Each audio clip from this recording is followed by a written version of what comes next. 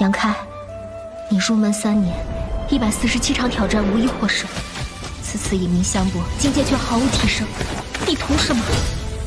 切，乱柿子，随便你。Halo guys, apa kabarnya hari ini?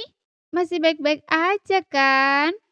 Di video kali ini kita akan melanjutkan cerita Donghua Martial Peak. Oke, nggak usah lama-lama lagi, kita langsung aja ke ceritanya. 好一个不屈之！ Pada saat ini mata Wu Sheng hampir copot. Apakah Anda mengenali Master Sekte saya? Yu Heling yang dimaksud Yang Yan tak lain adalah pemimpin Sekte Luoxing. Sehingga Wu Sheng benar-benar panik. Wanita sombong yang tak terjelaskan ini dengan kultivasi yang tak terduga. Mungkin bukan seseorang yang bisa ia provokasi. Jadi rasa superioritasnya yang sebelumnya lenyap seketika. Ekspresi Wu Sheng berubah drastis dan keringat dingin mulai mengucur di dahinya. Saya akan memberi Anda 3 tarikan nafas. Jika Anda tidak memuaskan saya akan bertindak sendiri. Kata Yang Yan mengangkat jari putihnya dan menghitung. 1. Hitungan mundur berhenti dan suasana yang sangat menindas langsung menyelimuti sehingga Wu Sheng tampak panik. Tunggu, kita bisa bicarakan ini. 2. Yang Yan tetap bergeming. Jangan bertindak terlalu jauh. Sekte Luoxing saya bukanlah seseorang yang bisa Anda ganggu dengan mudah. Bahkan jika Anda lebih kuat dari saya, apa bedanya? Saya sudah tahu dengan jelas bahwa tidak ada penjaga di wilayah bintang ini. Apa sebenarnya yang ingin Anda lakukan dengan ikut campur dalam urusan orang lain? 3. Yang bergumam pelan, lalu tiba-tiba muncul di hadapan Wu Sheng.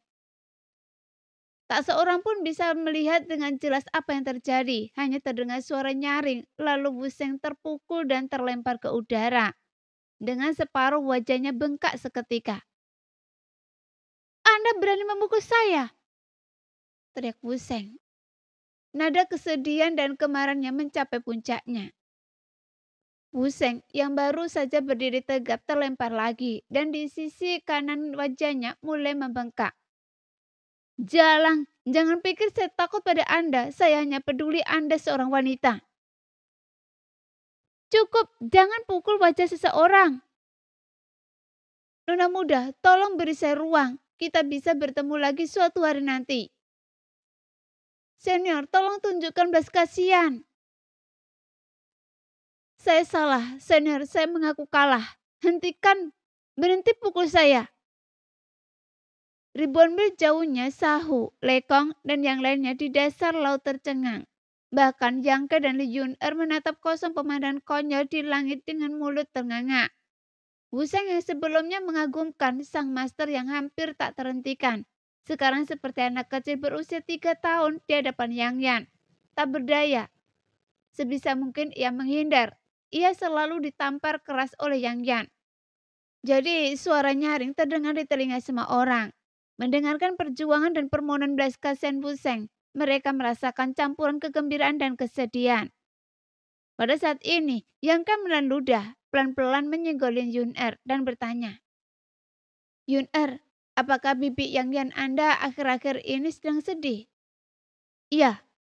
Li Yun'er menganggukkan kepalanya seperti ayam mematok nasi. Raut wajahnya ketakutan. Bibi Yang Yan akhir-akhir ini sangat pendiam dan dia jelas sedang tidak enak badan. Kasihan, desa Yang Ke pelan. Di langit, wajah Wu Sheng seperti dicambuk menjadi kepala babi. Seolah disengat lebah beracun yang tak terhitung jumlahnya. Ia tampak konyol, sama sekali tanpa aura. Dengan kepala tertunduk, ia berdiri di hadapan Yang Yan, tak bergerak dan pasrah pada nasibnya. Namun Yang Yan menatapnya dengan acuh tak acuh dan berkata, awalnya, jika Anda berani melanggar larangan alam bintang, saya akan mengambil nyawa Anda. Wu Sheng bergidik mendengar kata-kata ini dan menatap Yang Yan dengan ngeri. Ia memaksakan senyum yang lebih buruk daripada air mata. Menangkupkan tangannya dengan penuh rasa terima kasih dan berkata dengan tidak jelas. Senior, mohon ampun. Ini pertama kalinya saya berada di alam bintang bawah. Mengingat ini adalah pelanggaran pertama saya. Mohon ampuni nyawa saya. Yanan mendengus dingin. Kalau tidak, apa Anda pikir Anda masih hidup? Hukuman mati mungkin bisa dihindari, tetapi hukuman hidup tak bisa dihindari.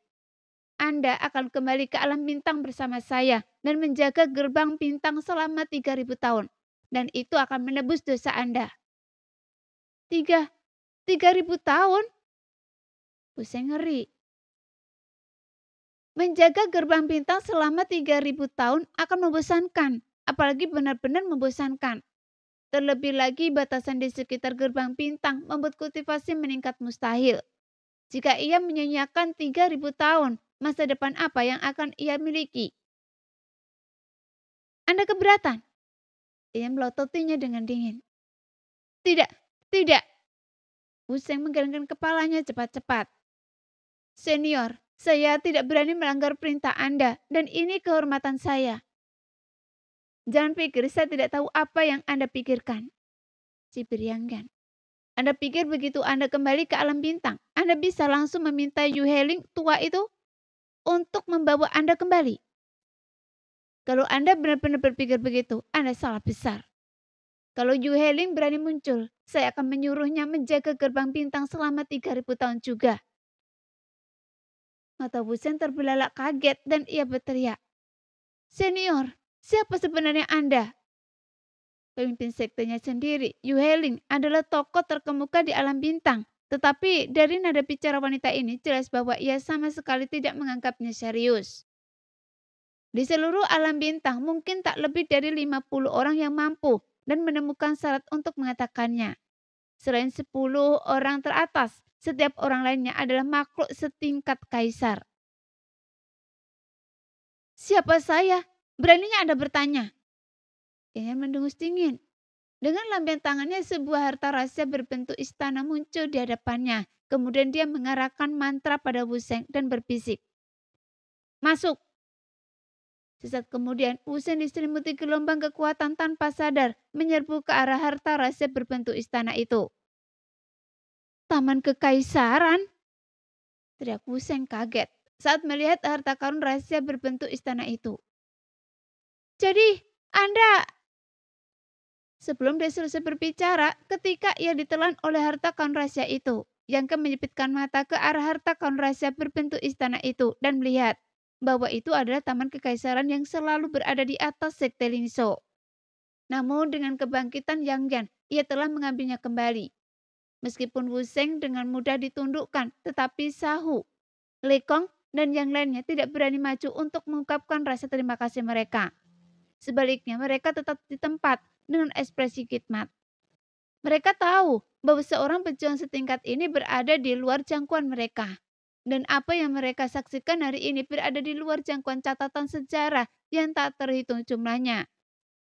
Di bintang kegelapan, mungkin pertempuran hari ini akan tercatat sebagai legenda. Di udara, Yangke menatap Yang Yan dan tiba-tiba menyadari bahwa wanita itu tampak berdiri lebih tinggi dari langit. Ia harus menjulurkan lehernya untuk melihat bayangan samarnya. Perasaan ini membuatnya sedikit tidak nyaman. Namun, Yang Yan tidak berniat berbicara, tetapi hanya berdiri diam dan menatap Yangke dalam diam. Setelah beberapa lama, akhirnya ia berkata, "Saya harus pergi." "Kembali ke alam bintang?" tanya Yangke sambil bertahan kening. "Ya," Yang Yan mengangguk. "Saya punya wilayah bintang pelindung saya sendiri dan saya belum mengunjunginya selama puluhan ribu tahun. Saya tidak tahu seperti apa sekarang atau apakah pernah diserbu oleh siapapun. Saya telah tinggal di sini begitu lama, adalah sebuah kecelakaan." Yangke mengangguk pelan untuk menunjukkan pemahamannya. "Jika Anda ingin mencapai alam bintang, 9 token kaisar bintang adalah kuncinya. Ketika saya tiba di sini, saya telah memutuskan hubungan antara wilayah bintang ini dan gerbang bintang. Hanya 9 token kaisar bintang yang dapat membukanya kembali. Jika Anda ingin keluarga dan teman-teman Anda hidup damai, tempuhlah jalan yang lebih tinggi dalam seni bela diri. Jika tidak, suatu hari nanti orang seperti Wuseng akan datang dan Anda tidak akan mampu melawannya." Yang berbicara sambil menunjuk dengan lembut. Secercah cahaya dari ujung jarinya terbang ke arah Yang Ke seperti kunang-kunang. Ini adalah metode untuk membuka jalan itu. Terserah Anda mau tinggal atau pergi. Yang Ke beri diam, membiarkan cahaya kunang-kunang mengalir ke lautan kesadarannya. Saat berikutnya, ia merasakan sesuatu yang baru dalam pikirannya. Yang melambaikan tangannya lagi, dan Li Yun-er yang berdiri di samping Yang Ke berteriak pelan saat Yang menariknya ke sisinya. Yun-er sangat berbakat, membuatnya sangat cocok untuk mewarisi warisan teman saya. Jadi saya akan membawanya. Yang menatap Yang Ke dalam-dalam lalu menghilang dari pandangannya dengan sekejap. Semoga saya akan bertemu dengan Anda lagi di alam bintang. Suara Yang menggema di udara. Yang Ke membuka mulutnya tetapi akhirnya menghela nafas. Berdiri di sana dengan perasaan kehilangan. Namun kedamaian telah kembali ke laut bebas kekhawatiran. Setelah beberapa saat, Sahu dan Ling Kong dengan hati-hati terbang ke sisi Yang Ke. Sahu sambil melirik ke sekeliling berulang kali bertanya dengan suara gemetar. Yang Ke, senior itu... Jangan tanya, jangan terlalu dipikirkan. Saya tidak punya apa-apa untuk dikatakan. Yang Ke melambaikan tangannya. Oh, Sahu mengangguk, menyadari bahwa ia telah menanyakan sesuatu yang seharusnya tidak ia tanyakan. Yang Ke melirik Lekong dan berkata, Kepala Istana Lekong, jika Anda punya waktu, silakan kunjungi Sekte Lingso dan mintalah saudari senior saya untuk meracik pil kuning surgawi untuk Anda. Pil itu seharusnya bisa meregenerasi anggota tubuh Anda yang terputus. Mata Lekong melotot penuh kegembiraan dan ia membungkuk hormat. Terima kasih, Master Bintang. Saya Lekong sangat berterima kasih. Mulai sekarang semua orang di Istana Dewa Laut akan mengikuti jejak Anda. Mungkin akan baik-baik saja jika ia tidak tahu Yang Ke adalah seorang Master Bintang sebelumnya. Tetapi sekarang setelah ia tahu Yang Ke adalah Master Bintang gelap dan telah dijanjikan keuntungan seperti pil kuning surgawi, Lekong tidak berani mengabaikan kesetiaannya dan segera bersumpah setia. Sahu yang berdiri di samping, ekspresinya berubah sejenak dan ia juga buru-buru membungkuk, berkata, Istana Laut kami juga sama. Mulai sekarang jika Master Bintang memiliki instruksi, tanyakan saja dan semua orang di Istana Laut akan menanggapinya. Terima kasih atas kebaikan kalian. Yang Ke mengangguk dengan tenang, tidak tertarik untuk berbicara. Sebaliknya ia menutup matanya dan diam-diam merasakan situasinya. Dia bisa merasakan Yang dan Li Yun-er perlahan meninggalkan bintang gelap. Ia tidak tahu kemana mereka pergi, tetapi Yang Ke tahu tujuan akhir mereka adalah alam bintang yang misterius. Sebatang dupa kemudian, sosok Yang dan Li Yun-er lenyap sepenuhnya dari persepsi Yang Ke, meninggalkan bintang gelap dan memasuki hamparan bintang yang luas. Kemudian dia membuka mata, melambaikan tangan dengan lesu kepada Sahu dan Lekong. Lalu dengan sekejap tubuhnya, ia lenyap dari tempat itu. Setelah beberapa kali terbang, ia kembali ke istana pertama Sekte Lingso. Tempat ia duduk menyendiri. Hanya sedikit yang tahu tentang pertempuran di mana Yang telah memberi pelajaran kepada puncak Wuseng. Hanya beberapa tokoh kuat dari dua faksi utama Laut Bebas Kuatir yang hadir saat itu, menyaksikannya secara langsung. Namun di bawah perintah ketat Sahu dan Lekong, tak seorang pun berani membicarakan masalah ini dengan enteng. Pertempuran itu pun tenggelam dalam gelombang sejarah. Dengan hanya sedikit catatan yang tersisa dalam teks-teks terpenting dari dua faksi tersebut.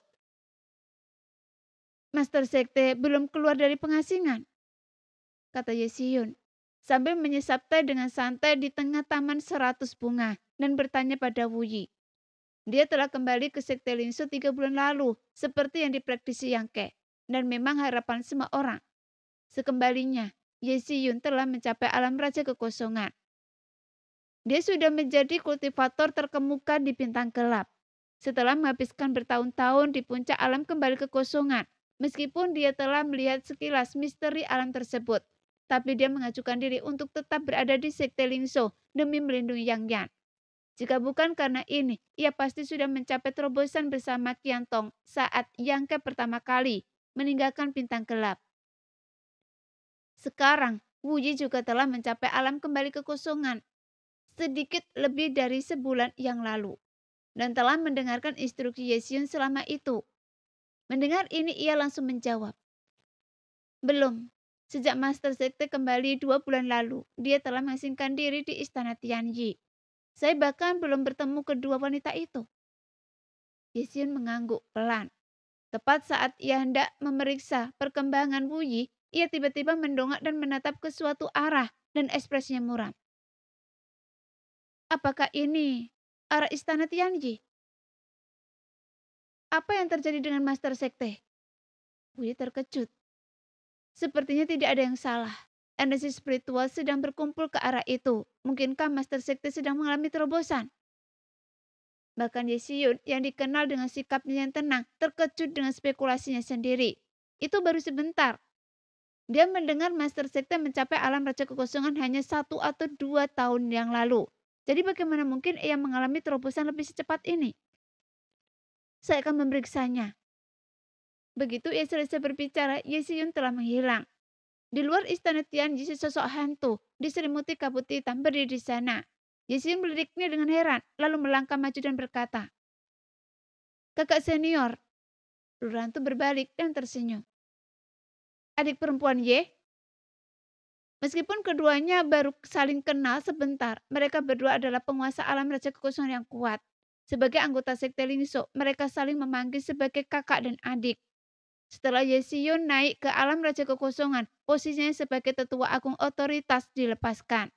Ia sekarang dihormati sebagai tetua agung, setara dengan leluhur hantu. Oleh karena itu, status mereka setara. Adik perempuan Y juga menyadari apa yang terjadi di sini. Kemarilah dan lihat. Iya, dilihat dari arah lonjakan energi spiritualnya, sepertinya dia akan segera naik level. Tapi saya ingat pernah mendengar dari kakak senior sebelumnya bahwa Master Sekte mencapai alam Raja Kekosongan kurang dari setahun yang lalu. Bagaimana mungkin dia bisa menembus level itu lagi secepat ini? Siapa yang tahu? Lurantu merentangkan tangannya. Saya juga tidak mengerti. Anak ini, Master Sekte tidak dinilai dengan akal sehat. Yesion merutkan kening. Meskipun Master Sekte adalah seorang jenius, setelah menembus alam Raja Void di usia semuda itu, jika dia terlalu sering menembus level itu, dalam waktu sesingkat itu, saya khawatir fondasinya akan tidak stabil. Dia tak bisa menahan rasa khawatirnya terhadap Yangke. Alam Raja Kekosongan bukanlah alam biasa. Wajar bagi seorang prajurit berbakat untuk mencapai terobosan di level yang lebih rendah. Namun setelah mencapai alam Raja Kekosongan, seorang prajurit yang ingin maju lebih jauh harus melangkah dengan mantap. Selangkah demi selangkah, hanya dengan begitu mereka dapat terhindar dari kekhawatiran. Di wilayah bintang, banyak master alam Raja Kekosongan masih terjebak di level pertama. Tak mampu melihat sekilas alam seni bela diri yang lebih tinggi. Terobosan Yangke begitu cepat hingga membuat Yesion khawatir. Leluhur hantu merenung. Master Sekte bukanlah tipe orang yang mencari kesuksesan cepat atau kemajuan sembrono. Dia pasti memiliki dukungannya sendiri untuk terobosan ini saat ini. Jadi tidak ada gunanya kita khawatir di sini. Sekarang setelah semuanya seperti ini, kita akan tahu kapan dia muncul. Benar kakak senior. Yesion menarik nafas dalam-dalam menatap gerbang Istana Tianyi. Pada saat ini, sejumlah besar energi spiritual surgawi berkumpul di dalam Istana Tianyi. Meskipun itu adalah terobosan ke ranah kecil, tanpa pembaptisan energi surgawi, tapi pemandangannya tetap menakjubkan. Dan hampir semua murid Sekte Lingso menyadari situasi yang tidak biasa di Istana Tianyi. Tak lama kemudian, di belakang Yesion dan leluhur hantu berdiri, keluarga dan teman-teman Yangke, semuanya menatap ke depan dengan gugup. Energi spiritual surgawi yang melimpah mengalir ke Istana Tianyi, lalu dengan cepat lenyap, seolah ditelan. Situasi ini berlangsung selama setengah hari penuh. Pada suatu saat, raungan panjang Yangke terdengar dari dalam Istana Tianyi, dan aura yang tampaknya bahkan lebih kuat daripada leluhur hantu memenuhi udara. Semua orang merunduk, hampir jatuh ke tanah. Untungnya aura itu cepat berlalu dan tidak bertahan lama. Mata leluhur hantu berbinar dan ia berseru. Sungguh mudah, saudari junior, sepertinya kita khawatir sia-sia. Yesyun akhirnya menunjukkan ekspresi lega, tetapi tetap berhati-hati. Mari kita tunggu Master Sekte keluar sebelum kita dapat membuat keputusan akhir. Pada saat itu, gerbang istana Tianji terbuka dengan keras, menampakkan sosok Yangke. Yesyun dan Lelurantu segera melepaskan indera ilahi mereka, memata-mata Yangke. Sesaat kemudian mereka bertukar senyum penuh arti, karena fluktuasi energi Yangke seimbang dan stabil, tidak menunjukkan tanda-tanda terobosan cepat yang mungkin mengguncang fondasinya. Hal ini akhirnya menenangkan pikiran mereka. Begitu banyak orang. Yangke menatap takjub wajah-wajah familiar di hadapannya. Ia terkekeh dan menangkupkan tinjunya dan berkata, "Maaf, saya tidak sengaja merobos dan mengganggu semua orang." Tanpa sengaja, banyak orang melototi Yangke. Meskipun sebagian besar kultivator yang hadir berada di alam Raja Suci. Dengan hanya sedikit yang mencapai alam kembali kekosongan.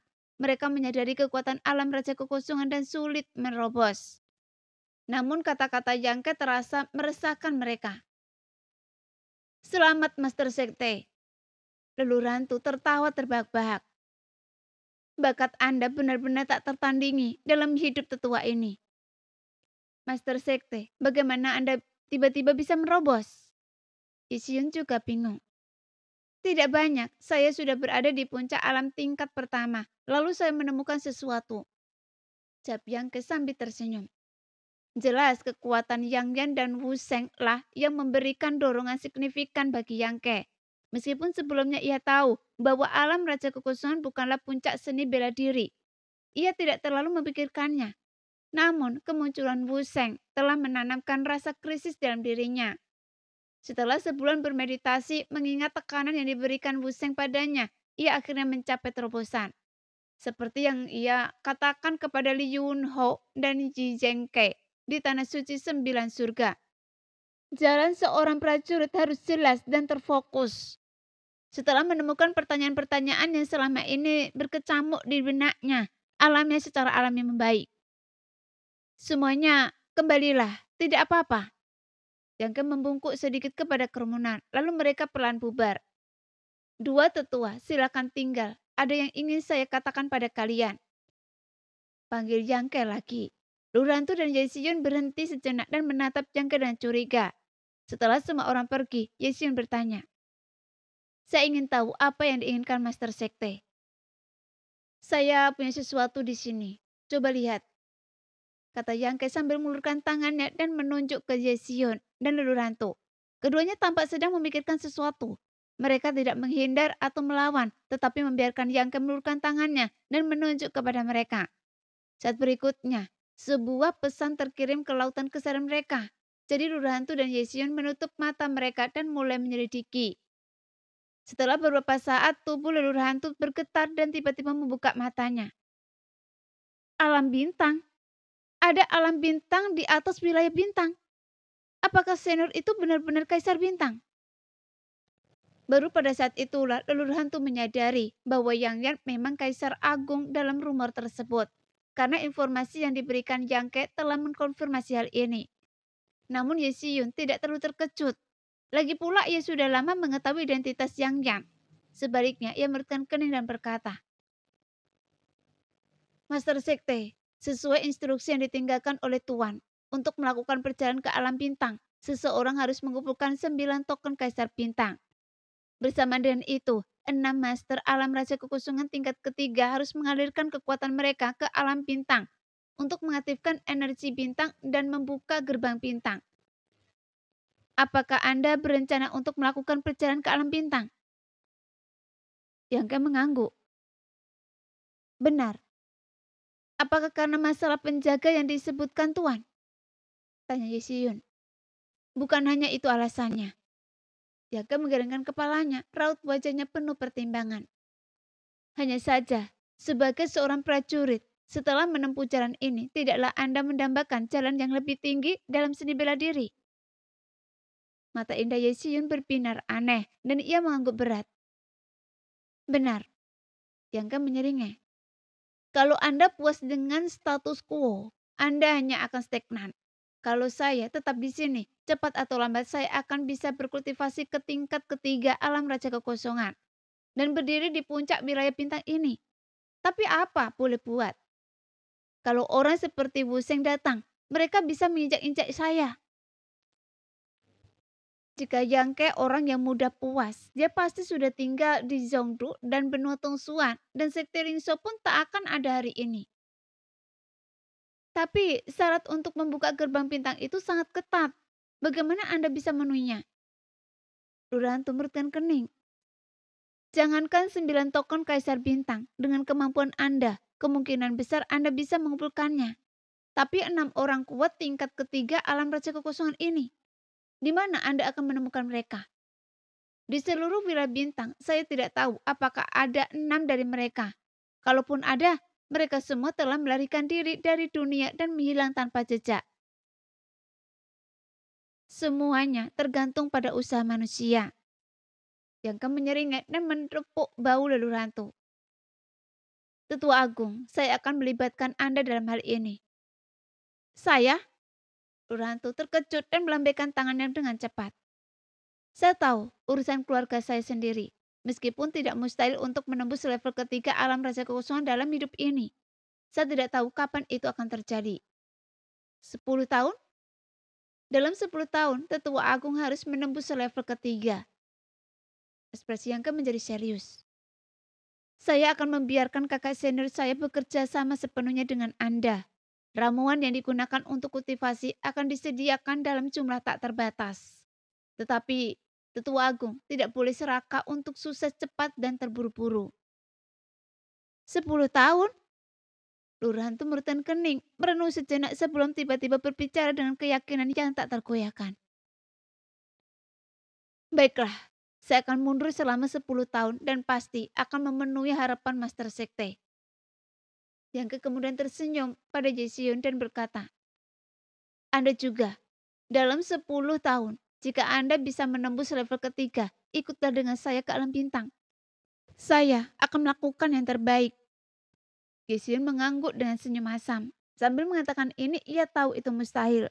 Ia baru saja mencapai level pertama alam raja kekosongan. Jadi bagaimana mungkin ia bisa menembus level ketiga dalam 10 tahun? Karena hanya seseorang dengan bakat dan keberuntungan seperti Yangke yang mampu melakukannya. Kalau kita bertiga memenuhi persyaratan, di mana kita bisa menemukan 3 orang lagi? Leluhur hantu kembali khawatir. Tidak perlu terburu-buru, saya akan mengumpulkan token Kaisar Bintang dulu. Yangke tersenyum tipis. Saya akan meninggalkan bintang gelap dalam beberapa hari, dan sekte akan dipercayakan kepada kalian berdua. Jangan khawatir, Master Sekte. Dengan saya dan kakak senior di sini, saya yakin tidak ada orang bodoh yang berani bertindak lancang. Yesiyun tersenyum tipis. Di bintang Zishio adalah bintang utama bintang ungu, salah satu dari 3 faksi utama di wilayah bintang. Bersamaan bintang Sui Yue, markas Kamar Dagang yang Luo, dan bintang Jian, markas Aliansi Pedang. Ketiganya dianggap sebagai 3 bintang kultivasi paling elit di seluruh wilayah bintang. Ketiga bintang ini jauh lebih unggul daripada yang lain dalam hal kekayaan energi spiritual, kelimpahan sumber daya, dan tingkat rata-rata praktisi mereka. Jika bintang kultivasi dikategorikan ke dalam tingkatan yang berbeda, benua Tongsuan niscaya akan menjadi yang terendah, dengan bintang Yoan di tengah. Yang keduanya tidak dapat dibandingkan dengan ketiganya. Kota bintang ungu membentang di hamparan tak terukur, dipenuhi dengan bangunan-bangunan megah dan jaringan jalan lebar yang dilintasi deretan toko yang memukau. Para prajurit berbondong-bondong ke kota-kota ini seperti ikan yang tak terhitung jumlahnya di sungai. Dan inilah markas bintang ungu. Bagi setiap prajurit bintang ungu, kota ini melambangkan kehormatan dan rasa memiliki. Kota bintang ungu berada di puncak garis Le utama, sehingga energi spiritualnya menyayangi gunung dan sungai suci. Pusat kota bahkan lebih dipenuhi energi spiritual yang mewakili jantung bintang ungu. Namun akses dibatasi hanya untuk orang-orang penting. Suatu hari seberkas cahaya melesat dari kejauhan, sekitar 100 kaki dari kota bintang ungu. tiba-tiba berhenti. Cahaya itu menghilang, menampakkan seorang pemuda, dan dialah Yangke yang tiba dengan kelelahan. Dimulai dari sekte Lingso, meskipun dua susunan ruang super menghemat banyak waktu, Yangke masih menghabiskan 6 bulan sendirian, menjelajahi wilayah bintang untuk mencapai bintang langit ungu. Tujuannya sederhana, token Kaisar Bintang di dalam pembendaraan bintang ungu. Tentu saja akan lebih baik lagi jika dia bisa menemukan sesuatu yang lain. Lagi pula, perbendaraan bintang ungu adalah tempat token Kaisar Bintang disembunyikan. Jadi tidak mungkin hanya ada token Kaisar Bintang. Setelah mengirimkan indera ilahnya dan melihat sekilas, Jangke diam-diam terpukau oleh kemegahan kota bintang ungu. Kota sebesar ini hanya dapat dibangun dan dipelihara oleh kekuatan yang dahsyat. Dindingnya setinggi sekitar 30 kaki dan berkilauan dengan cahaya ungu. Dibangun dari material yang tidak diketahui. Jangke dapat dengan jelas merasakan aura pembatasan yang kuat. Bisa dibayangkan jika musuh dari luar menyerang, kota bintang ungu akan mengaktifkan formasi kotanya untuk mempertahankan diri. Namun Jangke ragu-ragu ada orang buta seperti itu yang berani membuat masalah di sini. Apakah ini kota bintang ungu? Gumam Jangke dalam hati, menyipitkan mata sambil menatap ke depan. Detik berikutnya sebuah suara yang menyanjung terdengar di telinganya. Untuk menjawab Tuan Mudayang, ini memang kota bintang ungu, markas kami. Tuan Mudayang, Anda sangat cepat. Rasanya belum lama dan Anda sudah sampai. Suara itu sangat lembut dan terpancar melalui indera ilahi, sehingga mustahil bagi siapapun kecuali Jangke untuk mendengarnya. Dan itu adalah Jidongle, yang bersembunyi di mangkok penyembuhan jiwa. Keberanian Jangke untuk memasuki markas bintang ungu bukan semata-mata karena antuismenya buta. Keandalan terbesarnya adalah informasi yang didapat diberikan Jidongle. Dengan Tuan Muda Bintang Ungu sebagai pemandunya, selama ia melangkah dengan hati-hati memasuki rumah harta karun Bintang Ungu seharusnya tidak sulit. Tentu saja, itu berarti pemuda ini tidak terlibat masalah. Setelah menghabiskan beberapa waktu bersamanya, Jangke menyadari bahwa meskipun pemuda ini berbakat dan pantas dibandingkan dengan Sui Yue dan Gu Jianxin, karakternya jauh lebih rendah. Jidongle telah lama kehilangan semangat juangnya, sekarang menjadi makhluk yang lemah dan tak berdaya, seperti anjing liar yang berjuang untuk bertahan hidup.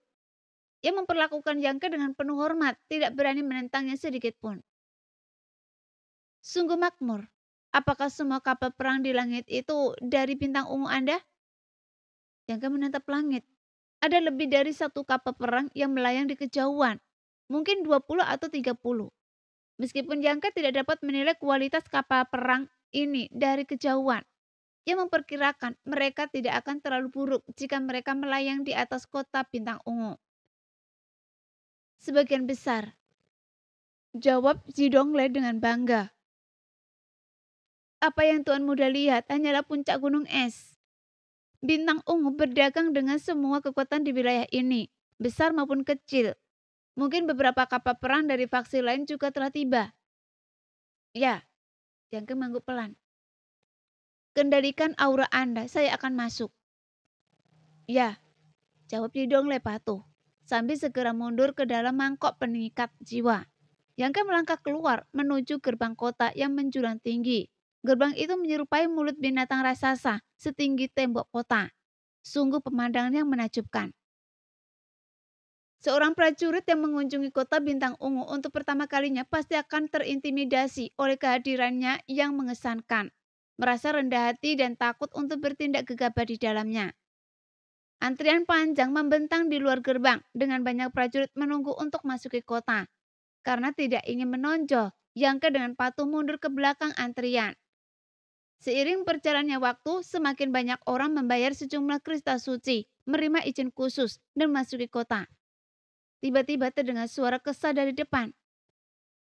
Tuan, kenapa Anda hanya meminta 100 kristal suci bermutu tinggi untuk orang yang baru masuk itu, tapi 1000 untuk saya? Ini bukan aturan kan? Aturan? Sebuah ejekan menggema.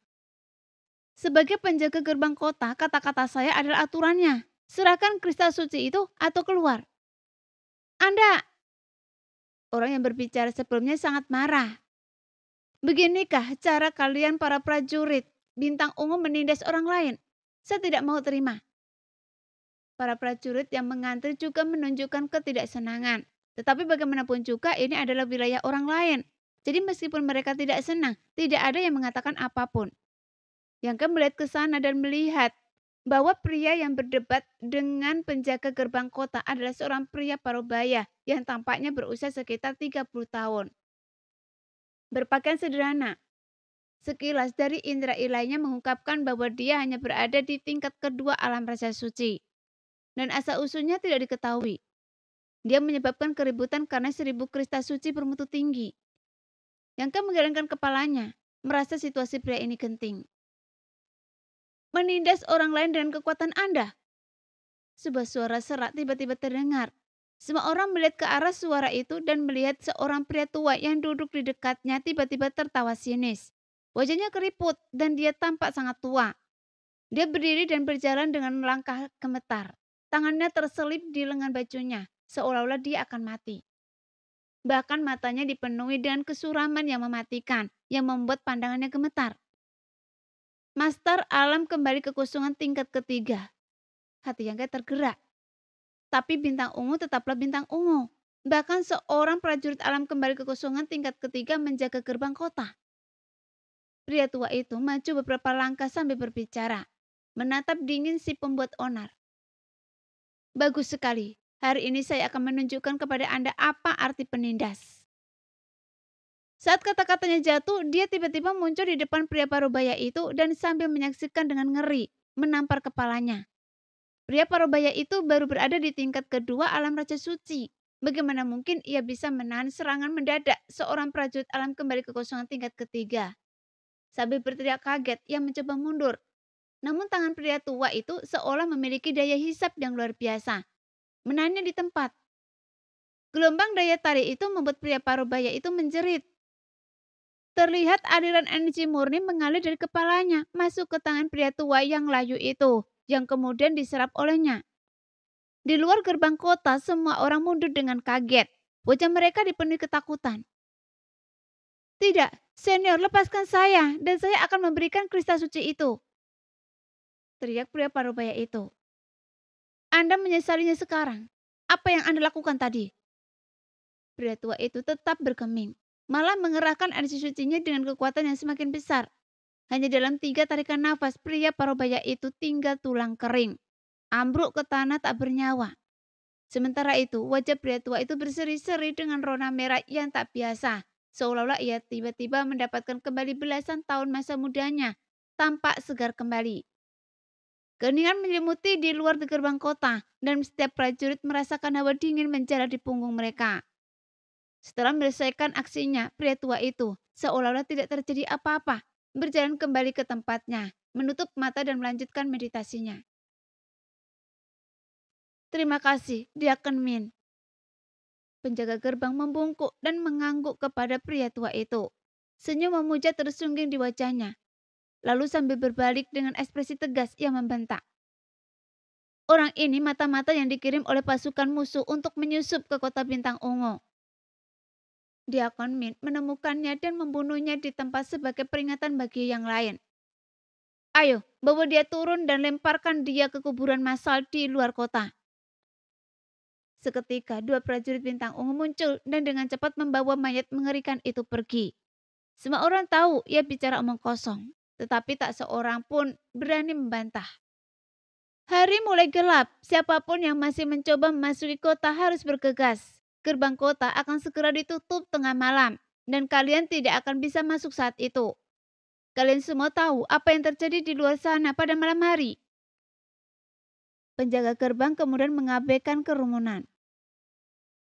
Nah, sekian dulu cerita kali ini. Kita lanjut lain hari ya guys ya. Bye-bye.